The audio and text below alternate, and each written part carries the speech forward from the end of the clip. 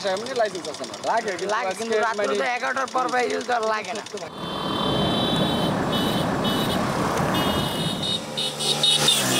গাড়িটা নিয়ে আসছে আর আপনাদের গাড়ি এখানটা আসছে, কাম করে সামনে মেরে দিচ্ছে। দোষ ছিল হুন্ডালারের। কারণ এর বিরুদ্ধে যদি আমরা কিছু বলতে যাই তখন আমরা রোডে থাকতে পারি না ভাই। না মনে করেন আগে চেয়ারম্যান আসলো হ্যান্ডা টুক ক্ষমতা মনে করেন বেশি দেয়ছে। বর্তমান পরিস্থিতিতে কোন পোলাবান কি করে না করে কি বাপ মাই তো বুঝতে পারে। শতকরা 80% পোলারাই খারাপ। মোটরসাইকেল বেপরোয়া গতিতে চালানোর চেষ্টা করে, বিশেষ করে ইয়াং ছেলেরা। তো সেগুলো নিয়ে আমরা নিয়মিত অভিযান করছি। সারা দেশে যে পরিমাণ মোটরসাইকেল দুর্ঘটনা হয় তার প্রায় 60 থেকে 70% কিন্তু মহাসড়কে। নিয়মকানুন মানতে চান না, কারণ নিবন্ধন ছাড়া মোটরসাইকেল চালানো এটাই তো আসলে বিরাট একটা অপরাধ। মহাসড়কে যেন নিয়ম ভাঙার প্রতিযোগিতা, ফলে বছর বছর বাড়ছে দুর্ঘটনা। এতে প্রাণহানির পাশাপাশি অর্থনৈতিকভাবে ক্ষতিগ্রস্ত হচ্ছে ভুক্তভোগীরা। মহাসড়কে ধীরগতির যানবাহন চলাচল সীমিত করার পরামর্শ বিশেষজ্ঞদের। এখন সকালে এ নিয়ে থাকছে বিস্তারিত, আর পুরো আয়োজন নিয়ে আপনাদের সঙ্গে আছে আমি নাহিদা মিতু।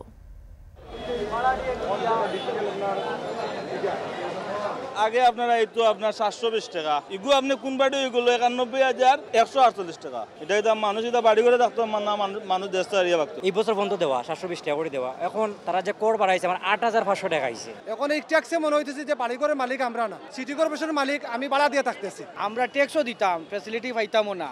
আগে অনেকেই কিন্তু সিস্টেমের ভিতরে ছিলেন, এইটা কিন্তু অসঙ্গতি ছিল। এখনো কিন্তু তাদের সুযোগ আছে। আমাদের যারা এসএসআর তারা ঠিক মতো এসএস না করলে এইটাকে আমরা আবার এটা কমিয়ে দেব। সিলেটে কারো 100 আবার কারো কয়েকশো গুণ বৃদ্ধি পেয়েছে গৃহকর। এ নিয়ে শুরু হয়েছে হইচই। যদিও মেয়র বলছেন পুনর্মূল্যায়নের সুযোগ রয়েছে। এ নিয়েও থাকছে বিস্তারিত, তবে শুরুতে মহাসড়কের দুর্ঘটনার প্রসঙ্গ। কত উদ্যোগ, কত কৌশল, তবুও থামানো যাচ্ছে না মহাসড়কে দুর্ঘটনা। থামবেই বা কি করে? ক্ষমতা থাকলে মহাসড়কে বাইক চালাতে লাগে না লাইসেন্স, হেলমেট তো দূরের কথা। ব্যাটারি চালিত রিক্সা, ভ্যান থেকে শুরু করে ছোট যানবাহন তো আছেই। এসব যানবাহনের ভুলে দুর্ঘটনার দায় কার? ক্ষতিগ্রস্তদের ক্ষতিপূরণ কে দেবে? আইন শৃঙ্খলা বাহিনীর শক্ত হাতে এদের দমন করার কথা জানিয়েছেন। বিস্তারিত সুমন সরকারের ক্যামেরায় শরীয়তপুর প্রতিনিধি কাজী মনিরুজ্জামানকে সাথে নিয়ে আরিফ হোসেনের প্রতিবেদন।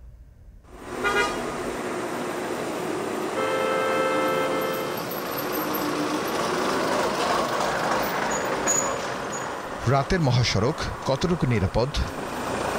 একের পর এক দুর্ঘটনা, তবুও কতটুকু সতর্ক হলো দায়িত্বশীলরা অনুসন্ধান করতে চায় এখন টিভি। আমার লাইসেন্স বাসায় এমনি লাইসেন্স আছে না, লাগে কিন্তু রাত্রে তো 11টার পর বাইরে তো আর লাগে না। মহাসড়কের পাশাপাশি সংযোগ সড়কগুলোতেও গতির ঝড় এদের। অনিয়ন্ত্রিত চালকের জন্য 28 এপ্রিল শরীয়তপুরের ফেদু শিকদার কান্দি এলাকায় একটি দুর্ঘটনা ঘটে।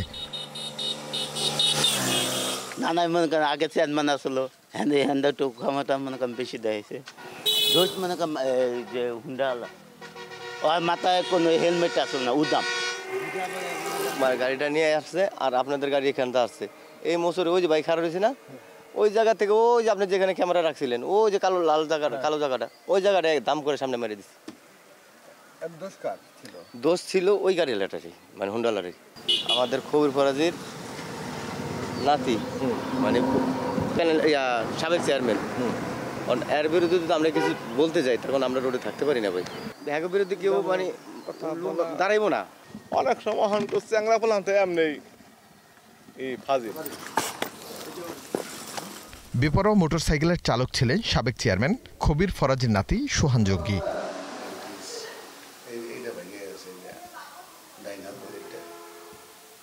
সবাই তো বলে যে আপনার সাহসে, আপনার পাওয়ারে সে এত বেপরোয়া।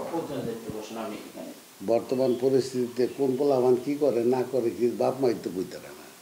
আজকাল পোলাবান কি ভালো আছে?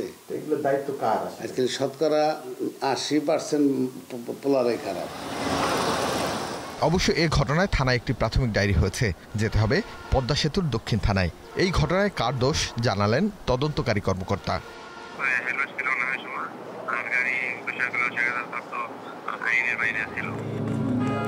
আইন অমান্য করলেই ব্যবস্থা নেওয়া হবে বলে জানিয়েছেন জেলা পুলিশ প্রধান। আপনি যদি লক্ষ্য করে থাকেন যে পদ্মা সেতু থেকে নেমে জাজিরার মধ্য থেকে শরীয়তপুর আসা পর্যন্ত এই রাস্তায় কিন্তু দুর্ঘটনার সংখ্যা খুব কম। আমাদের কাছে দুর্ঘটনার সংখ্যা খুব কম, কিন্তু দুর্ঘটনা নাই আমরা সেটা বলবো না। তারপরে যে দুর্ঘটনাগুলো হচ্ছে আমি মনে করি এগুলো চালকের অসচেতনতা, এবং বিশেষ করে কিছু কিছু ক্ষেত্রে দেখা যায় যে মোটরসাইকেল তারা বেপরোয়া গতিতে চালানোর চেষ্টা করে, বিশেষ করে ইয়াং ছেলেরা। তো সেগুলো নিয়ে আমরা নিয়মিত অভিযান করছি। দেশের 22,000 কিলোমিটার হাইওয়ের মধ্যে মাত্র 3,000 কিলোমিটারের নিয়ন্ত্রণ হাইওয়ে পুলিশের কাছে। তাদের দেয়া হিসেব বলছে 2022 সাল থেকে দুর্ঘটনার সংখ্যা বেড়েছে 2023 সালে। মোটরসাইকেল আরোহীদের 2022 সালে দুর্ঘটনার সংখ্যা ছিল 555, সেটা 2023 সালে দুর্ঘটনার সংখ্যা গিয়ে দাঁড়ায় 607টিতে। এছাড়া পিকআপ ভ্যান, রিক্সা, বেবি ট্যাক্সিতেও দুর্ঘটনার সংখ্যা বেড়েছে। মোটরসাইকেল একটা দুর্ঘটনার অন্যতম প্রধান কারণ হয়ে দাঁড়িয়েছে।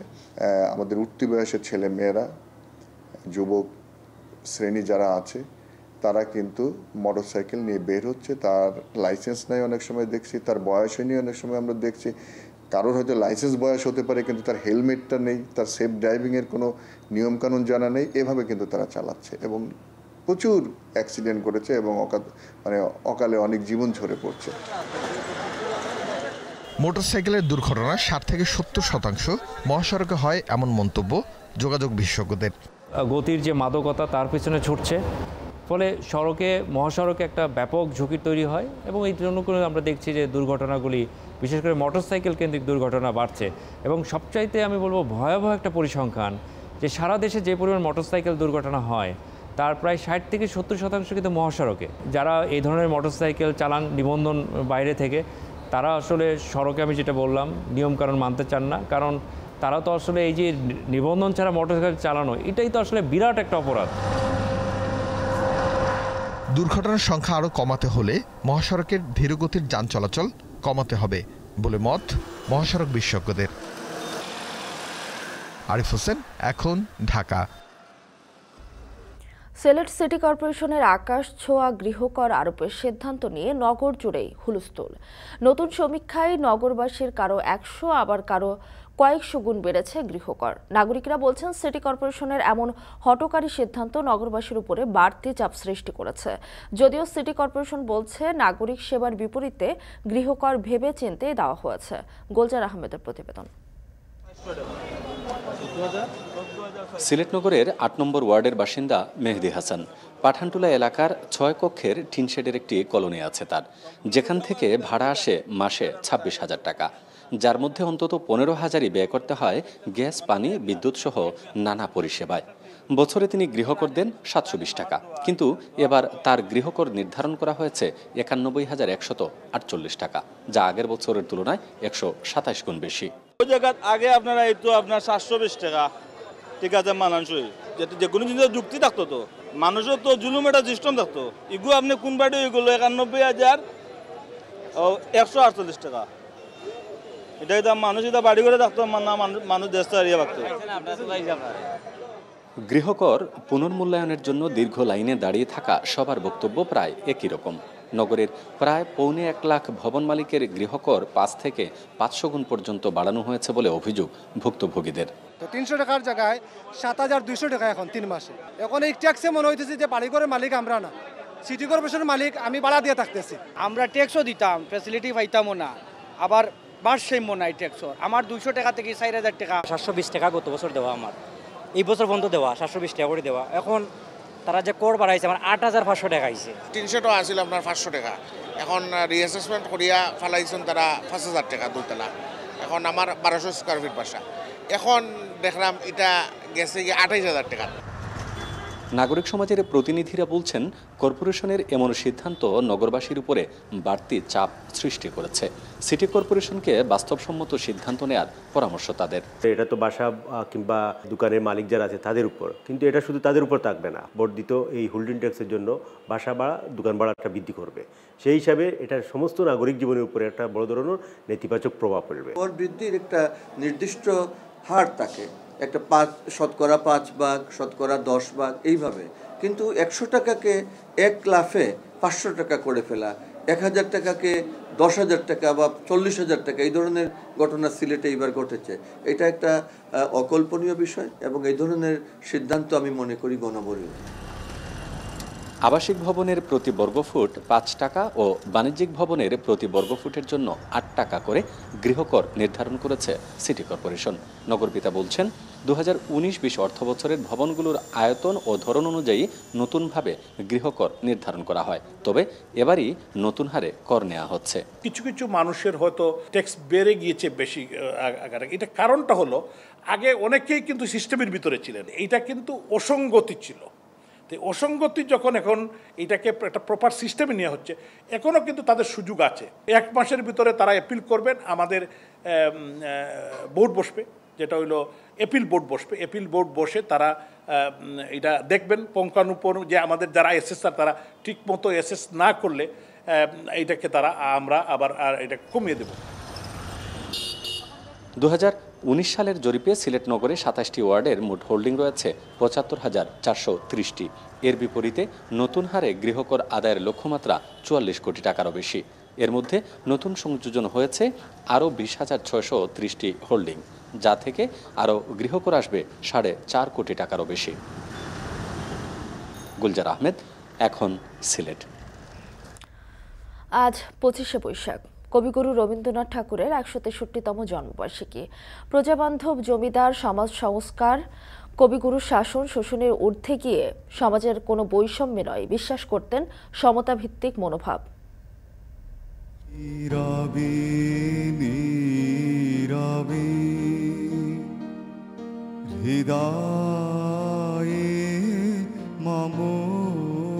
তার পোস্টমাস্টার গল্প থেকে শুরু করে নানা গল্পে, নানা কবিতায় কিন্তু এই যে মানবিক সম্পর্ক, এই সম্পর্ককে প্রতিষ্ঠা করার চেষ্টা করেছেন। তিনি সেটাই করতে চেয়েছিলেন যে সবাইকে একসঙ্গে নিয়ে এসে ওই আমির থেকে আমরা হবে, যারা একসঙ্গে আসবে, একসঙ্গে কাজ করবে, কিন্তু সবাই তার থেকে উপকার পাবে, ন্যায্যভাবে। যখন পড়বে না মোর পায়ের চিহ্ন এই বাটি, আমি বাইব না মোর খেয়া তরি এই ঘাটে গো। কিছুক্ষণ পরে নিয়ে থাকছে বিস্তারিত। জনবল সহ ট্রেনে সংকটে ধুঁকছে কুমিল্লা অঞ্চলের রেল। কয়েক বছরে লাকসাম থেকে নোয়াখালী, চাঁদপুর, চট্টগ্রাম, আখাউড়া রুটে 16টি স্টেশন বন্ধ হয়েছে। আর এইসব বন্ধ স্টেশনের আশপাশ দখল করে গড়ে উঠেছে ব্যবসা বাণিজ্য। ঢাকা চট্টগ্রাম রুটে 5টি স্টেশন আধুনিকায়ন করা হলেও নেই পর্যাপ্ত জনবল। বাসির আহমেদের ক্যামেরায় মাসুদ আলমের প্রতিবেদন। ধুলো জমেছে টেলিফোনে, যন্ত্রাংশে ধরেছে জং। দখল দূষণে রেললাইন ও স্টেশন প্ল্যাটফর্ম, প্রবেশমুখী সিএনজি চালিত অটোরিকশার স্ট্যান্ড, ডান পাশে মাছের আড়ত এবং বাম পাশে মাছ, মাংস, সবজি ও ফলমূলের খুচরা বাজার। সব রেল স্টেশন দখল করে। বলছি কুমিল্লার লাকসাম দৌলতগঞ্জ রেলওয়ে স্টেশনের কথা। মালামাল ও যাত্রী উঠানামায় দিনরাত সরগরম থাকা এক সময়ের দৌলতগঞ্জ স্টেশনের সব কক্ষে এখন ঝুলছে তালা। স্টেশনের এমন ভগ্ন দশায় ক্ষুব্ধ যাত্রীরা। এই স্টেশনের মধ্যে এখন বর্তমান আস্তে আস্তে স্টেশনের যে জায়গাগুলো ছিল এবং রেল লাইন ছিল ডবল, ওইটা পর্যন্ত অবৈধভাবে দখল করে ফেলছে। এখানে আপনি সন্ধ্যার পরে দেখবেন যে মাদকের আড্ডা এলো এক, আর দ্বিতীয়ত ময়লা আবর্জনা ফুরি গেছে, আর ট্রেন তেমন এখানে নাই। এদিকে লাকসাম নোয়াখালী এই রেলপথের নাথেরপেটুয়া রেলওয়ে স্টেশনটিও বন্ধ হওয়ার পথে। প্ল্যাটফর্ম দখলে নিচ্ছে মার্কেট কিংবা খাবার হোটেল সহ নানান ব্যবসা। বৃষ্টির পানি যাত্রী ছাউনি চুইয়ে পড়ছে। তবে এখানে মাস্টার থাকলেও তিনি অনেকটাই অসহায়। উপকূল এক্সপ্রেস নামে দিনে একটি আন্তনগর ট্রেন চালু থাকলেও নেই টিকিটিং ব্যবস্থা। বিনা টিকিটে যাত্রী বহনে রাজস্ব হারাচ্ছে সরকার। এ পথের 10টি স্টেশনেরই প্রায় একই অবস্থা। দৌলতগঞ্জ, খিলা, বিপুলাসার, মাইজদি, হরিনারায়ণপুর ও বজরা বন্ধ রয়েছে কাগজে কলমে। এ পথের যাত্রীরা বলছেন ট্রেন সংকটেই একের পর এক বন্ধ হচ্ছে স্টেশনগুলো। ট্রেন সংকট কাটিয়ে স্টেশনগুলো পুনরায় চালুর দাবি তাদের। তো আমরা চাইতেছি যে যদি স্টেশনটা চালু হয় সবার মনের মধ্যে একটা আনন্দ আইব এবং মনে করেন যাতায়াতের জন্য খুব ভালো হইব। আমরা প্রত্যাশা তো ট্রেন চলে আমাদের সুবিধা আছে। বাড়ির পেশা আমরা ট্রেন পাইতেছি, কুমিল্লা যাইতেছি, আইতেছি, ঢাকা যাইতেছি, চিটাং যাইতেছি। শুধু লাকসাম নোয়াখালী রেলপথ নয়, কুমিল্লা অঞ্চলে বন্ধ রয়েছে 16টি রেলওয়ে স্টেশন। এসব স্টেশনে লোকাল কিংবা আন্তনগর কোনো ট্রেনেরই যাত্রা বিরতি নেই। এ যেমন ময়নামতি রেলওয়ে স্টেশন। দৃষ্টিনন্দন এই রেলওয়ে স্টেশন নির্মাণে ব্যয় হয়েছে 10 কোটি টাকা। নির্মাণের 6 বছরও যাত্রী সেবায় আসতে না পারায় পরিণত হচ্ছে এই পরিত্যক্ত ভবনে। একই দশা ঢাকা চট্টগ্রাম রেলপথের আলিশ্বর ও নাওটি স্টেশনেরও। VIP guest room, hall room, signalling room ও স্টেশন মাস্টারের কক্ষসহ 5 কক্ষ বিশিষ্ট এমন সুন্দর ও আধুনিক স্টেশন সচরাচর দেশের কোথাও চোখে পড়ে না। পাশাপাশি অনেকটা দোতলা ভবনের মতো দেখতে নান্দনিক ফুটওভার ব্রিজও রয়েছে। চাঁদপুর নোয়াখালী অঞ্চল সহ ট্রেনের যোগাযোগ ব্যবস্থা যতটা উন্নতি হওয়ার কথা ছিল, যতটা গতিময় হওয়ার কথা ছিল, সেটি মোটেও হয়নি। ফলে মানুষ তার যাতায়াতের জন্য, ব্যবসা বাণিজ্যের ক্ষেত্রে, অর্থনৈতিক উন্নয়নের ক্ষেত্রে কিংবা তার জীবনের দৈনন্দিন কাজের প্রয়োজনে এক জায়গা থেকে আরেক জায়গায় তার নিজের পছন্দমতো রেলের যাতায়াতের সুযোগকে বেছে নেবে, সেই সুযোগটা এখন নেই বললেই চলে।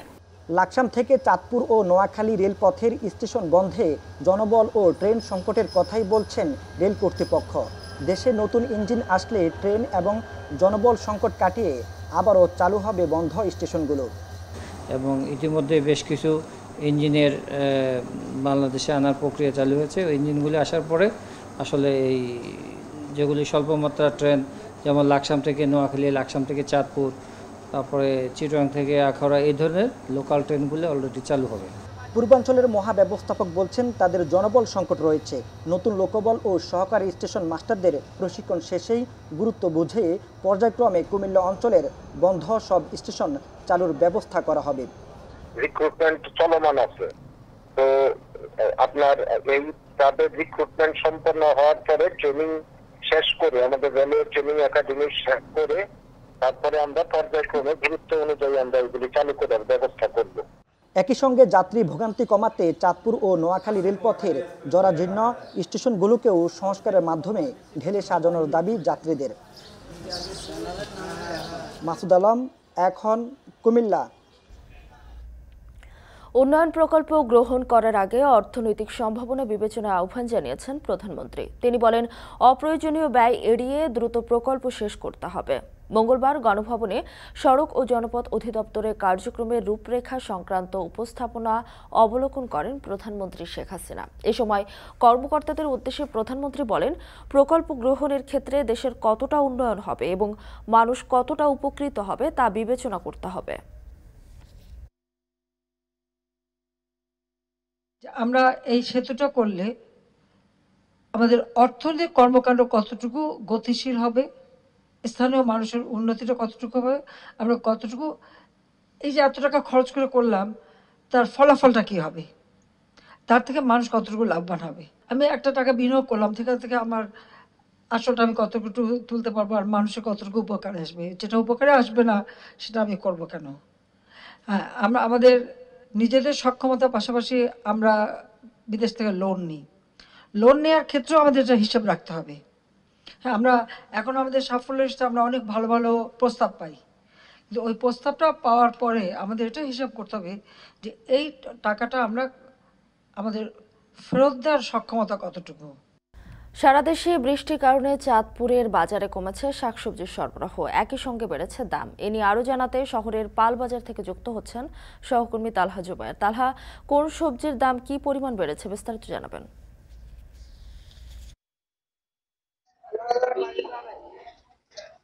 মিতু, সারা দেশে দীর্ঘ তাপদাহের পরে যে স্বস্তির বৃষ্টি শুরু হয়েছে গত দু একদিন থেকে, তা কিন্তু অসুস্থ হয়ে এসেছে কাঁচা বাজারে।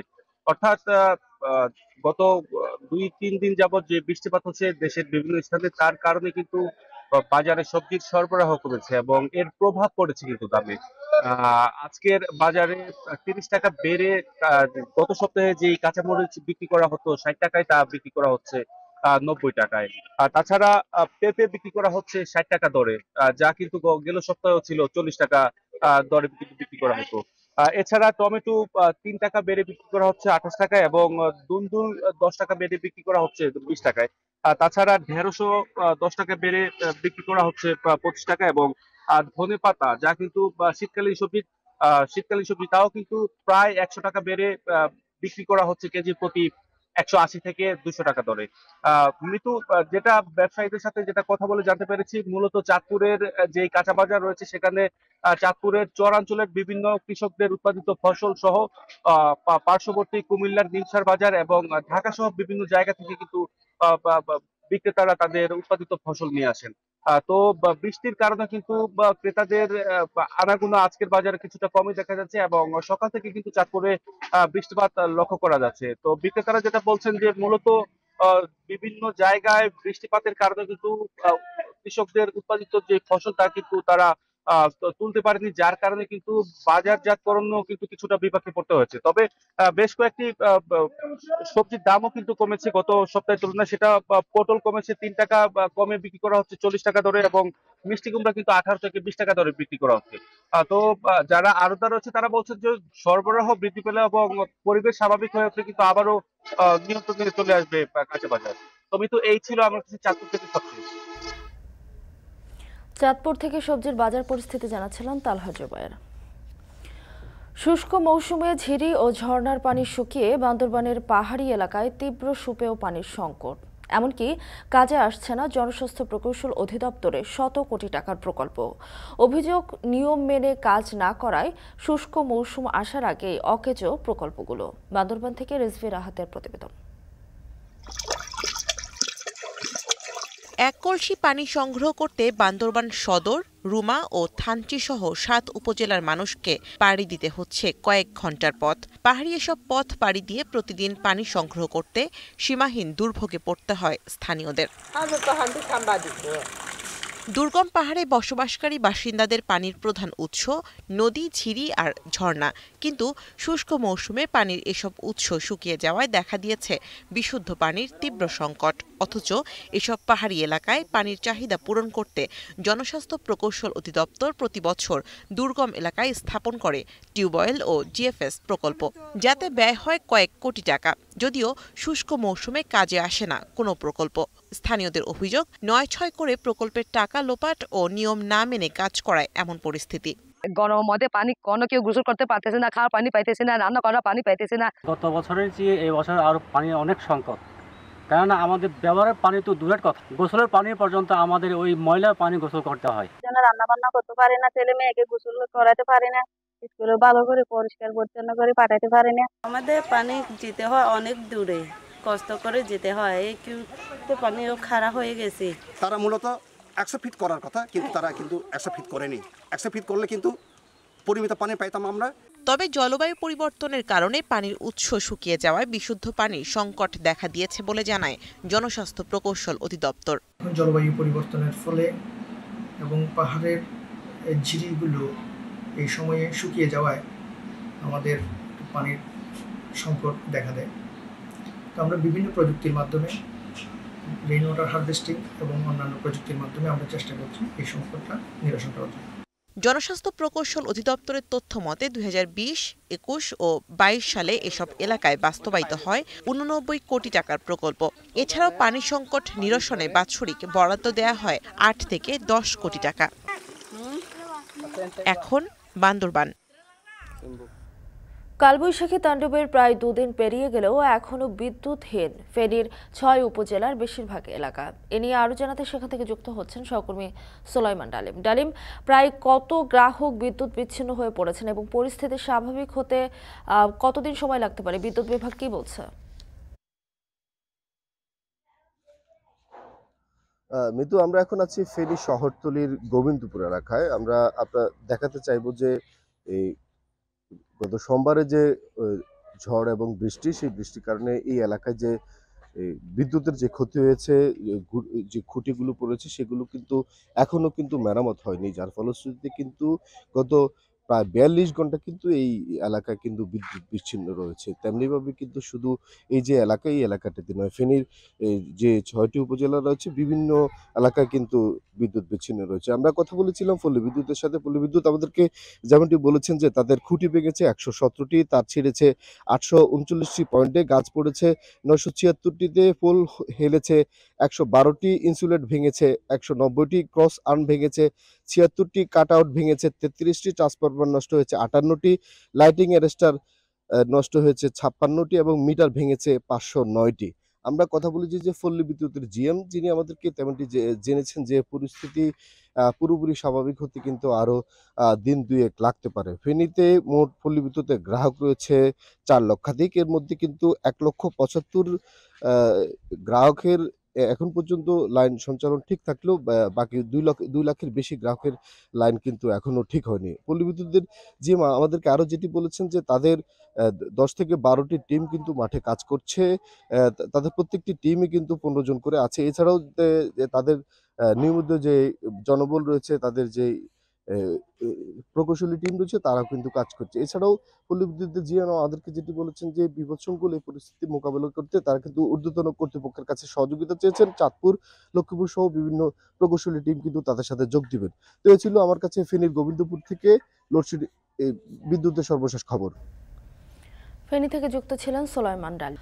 পর্দা নামলো দুদিনব্যাপী ডেনিম মেলার সমাপনী দিনে আয়োজন ছিল এ খাতের সমস্যা ও সম্ভাবনা নিয়ে সেমিনারের।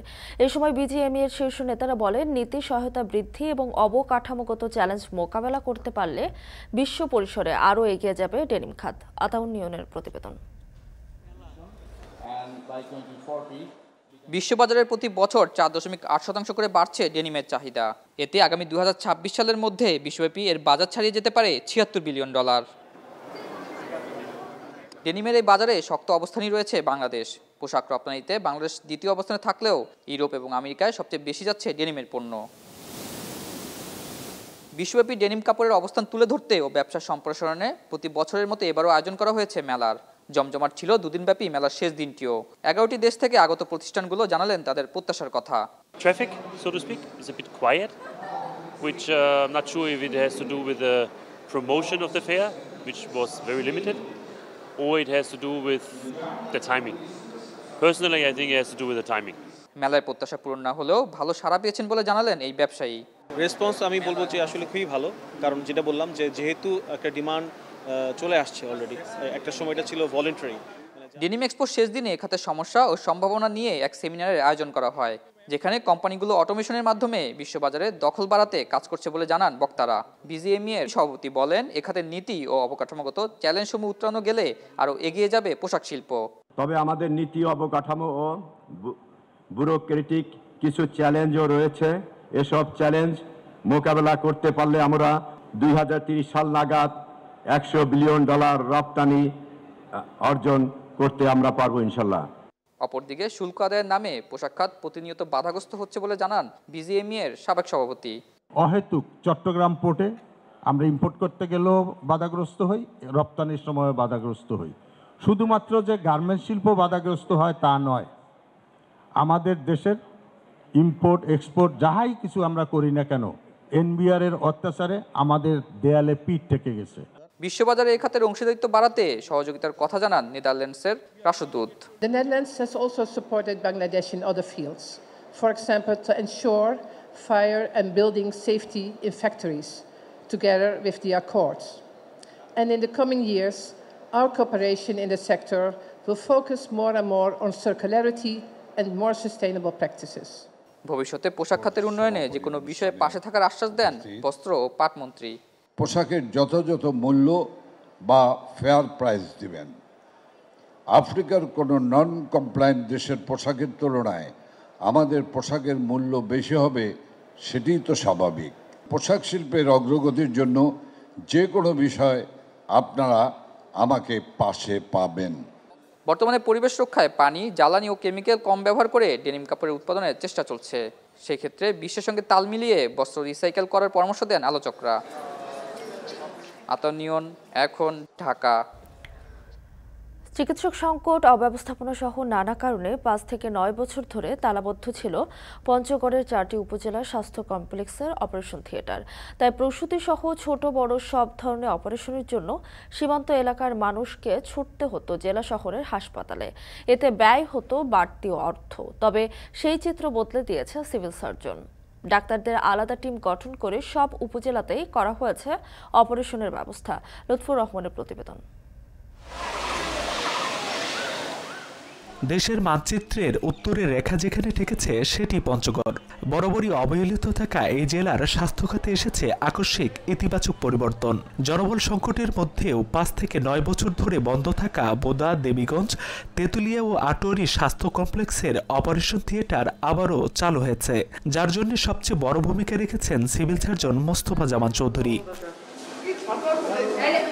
সিভিল সার্জন জেলার তরুণ চিকিৎসকদের নিয়ে গড়ে তুলেছেন আলাদা মেডিকেল টিম, যারা পালা করে প্রতি সপ্তাহে বোদা, দেবীগঞ্জ, তেঁতুলিয়া ও আটোয়ারি স্বাস্থ্য কমপ্লেক্সে গিয়ে নিয়মিত সিজারিয়ান সহ নানা অপারেশন করছেন।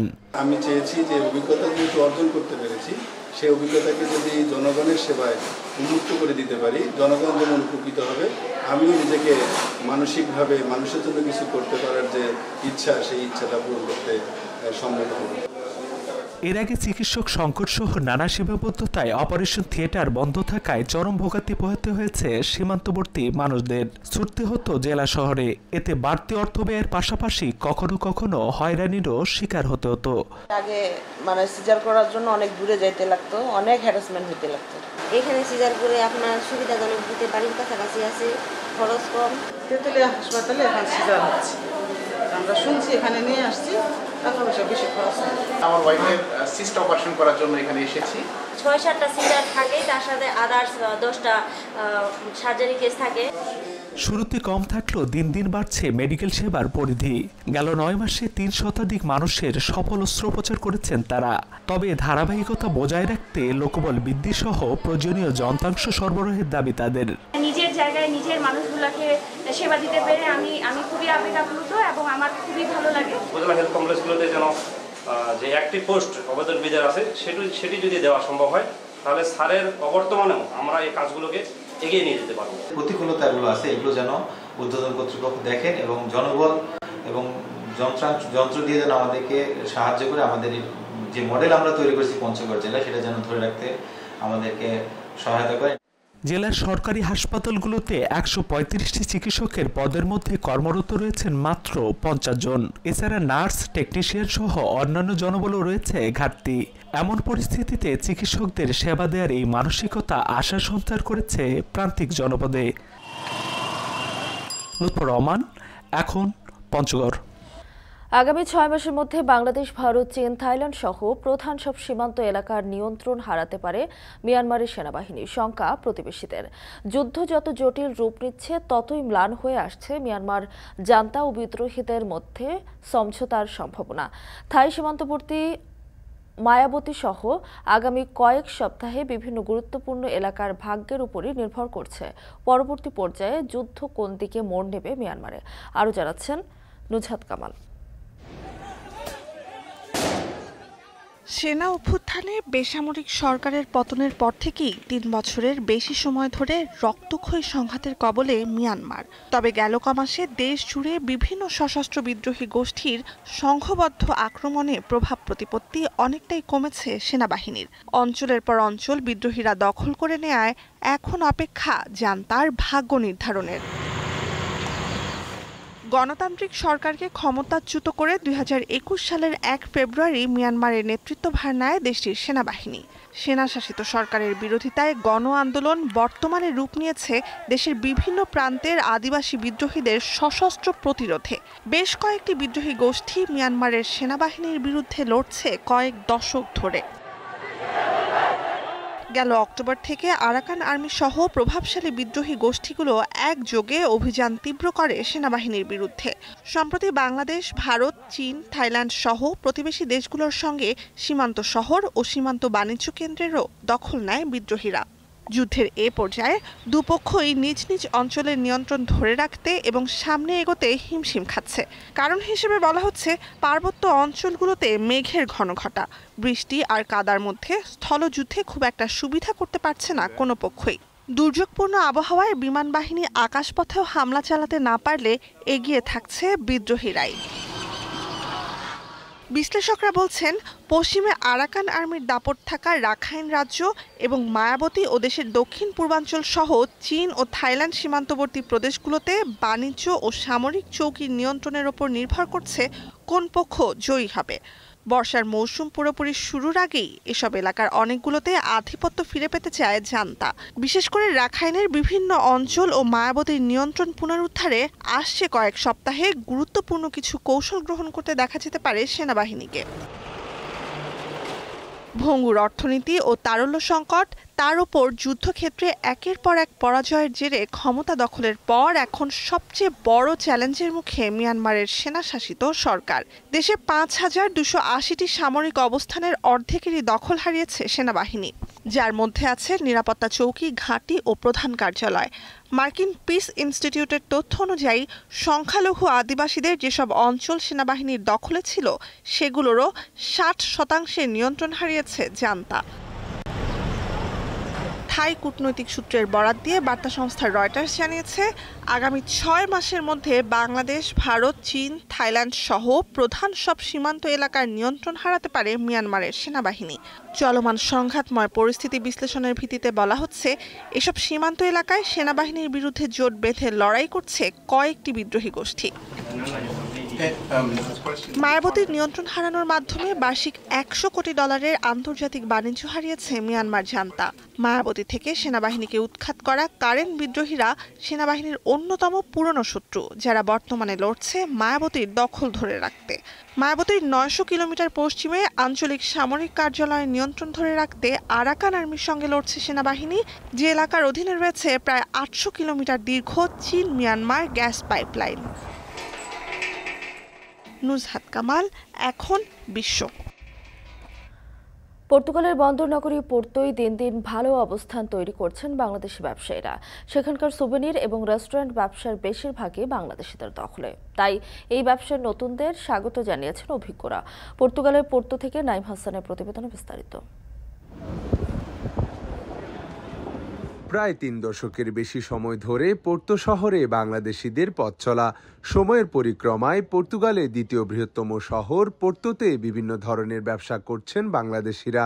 এই শহরের পর্যটন খাতের সিংহভাগ সুভেনির ব্যবসায়ী বাংলাদেশি ব্যবসায়ীদের মালিকানাধীন।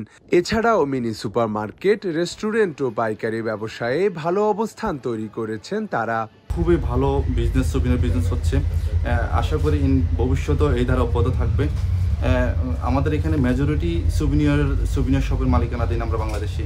এইটা যখন আমি শুনি বা আমি যখন দেখি, আসলে নিজেকে খুবই গর্ববোধ করি। গ্রীষ্ম মৌসুমে বিপুল সংখ্যক বিদেশি পর্যটকের আগমন ঘটে পর্তুগালে। এতে ব্যস্ততা বাড়ে পর্যটন নির্ভর ব্যবসার। তাই এই মৌসুম সামনে রেখে ব্যবসা আরও ভালো হওয়ার আশা প্রবাসী ব্যবসায়ীদের।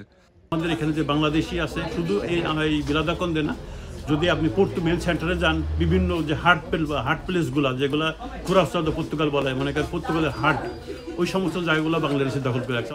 পর্তুগালের অন্যতম বড় পাইকারি মার্কেট বিলাদোকন্দেতে স্থানীয় পর্তুগিজ ও চাইনিজ ব্যবসায়ীদের সাথে পাল্লা দিয়ে সুবিধাজনক অবস্থানে বাংলাদেশিরা। পাইকারি মার্কেটের পাশাপাশি পোর্তো সিটি সেন্টারে গুরুত্বপূর্ণ অনেক ব্যবসা প্রতিষ্ঠান রয়েছে বাংলাদেশিদের। পোর্তো শহরে আসা নতুন বাংলাদেশি ব্যবসায়ী উদ্যোক্তাদের সহায়তার মাধ্যমে আরও ভালো অবস্থানে যাওয়ার প্রত্যাশা অভিজ্ঞ ব্যবসায়ীদের। পোর্তোতে আমি গত 3 দশক থেকে আছি। এখানে আমরা এক সময় 15-20 জন বাঙালি ছিলাম। আমাদের যারা বাহিকতা যেখানে ছিল, ওরা ক্রমে আস্তে আস্তে সবাইকে আমরা সহযোগিতা করছি, এখনও করতেছি, যার ফলে পোর্তোতে যখন বাঙালিরা আসে তখন সবাই ভালো করে। সাম্প্রতিক বিভিন্ন জরিপ বলছে, রাজধানী লিসবনের পাশাপাশি পোর্তো শহরেও বাড়ছে পর্যটকের সংখ্যা। তাই সামনের দিনগুলোতে পর্যটন খাতে বিপুল সম্ভাবনা রয়েছে প্রবাসী বাংলাদেশি ব্যবসায়ীদের। নাইম হাসান, এখন পর্তুগাল। শেষ করছি এখন সকাল। এখন টেলিভিশন ওয়েবসাইটে দেখতে ভিজিট করুন www.ekon.tv। এছাড়া ফেসবুকে দেখতে ভিজিট করুন facebook.com/tv.ekon এবং ইউটিউবে দেখতে ভিজিট করুন youtube.com/c/ekontv।